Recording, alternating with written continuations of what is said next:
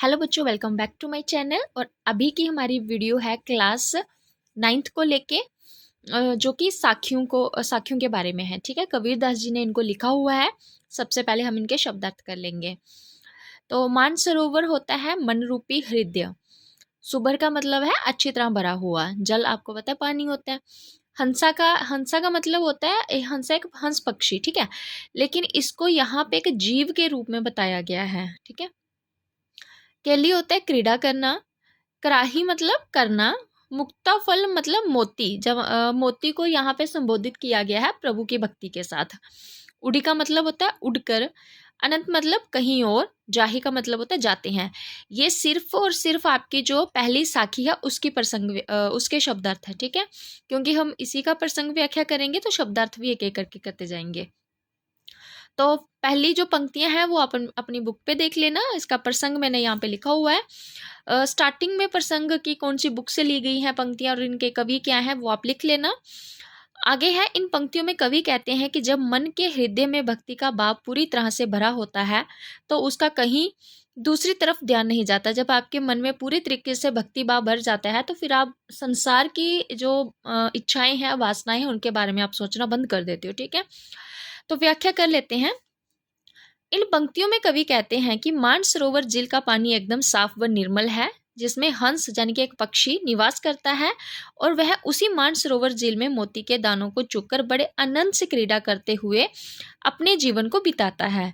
वह उस मानसरोवर झील को छोड़कर कहीं जाना नहीं चाहता है। तो कवि ने यही बताया है इसमें कि एक जो पक्षी है, हंस पक्षी है, वो साफ झील जो है उस पानी में रहता है और उसमें वो मोती जो है वो ढूंढता रहता है। उसको बड़ा आनंद आता है वहां पे, इसलिए वो उसको छोड़ के वहां पे वापिस कहीं और नहीं जाना चाहता है। लेकिन भाव क्या है कवि के कहने का?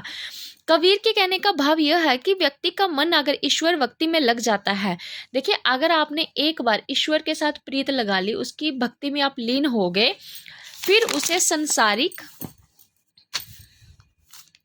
वासनाओं, मोह माया, वो बाहरी आडंबरों से कोई लेना देना नहीं होता। अगर आप ईश्वर भक्ति में लीन हो जाते हो, उसके बाद आपको मोह माया से, जो बाहरी दिखावा होता है, उनसे किसी चीज से कोई लेना देना नहीं होता है।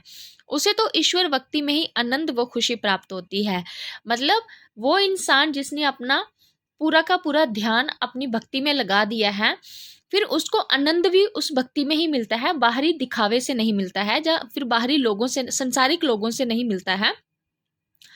और फिर वह ईश्वर भक्ति का मार्ग छोड़कर किसी अन्य मार्ग में जाना नहीं चाहता है। जब आप भक्ति में लीन हो जाते हो, फिर आप ईश्वर का वो मार्ग छोड़कर किसी और मार्ग यानी किसी और रास्ते पे चलना पसंद नहीं करते हो। तो ये थी हमारी फर्स्ट प्रसंग व्याख्या। ठीक है, अब अच्छे से इसको कर लेना और 1 बाय 1 हम सारी प्रसंग व्याख्या कर लेंगे। ठीक है, अगर आपको वीडियो अच्छी लगी हो तो लाइक शेयर कमेंट जरूर करना। चैनल को सब्सक्राइब कर लेना। मिलते हैं अगली वीडियो में, तब तक के लिए टेक केयर, बाय बाय।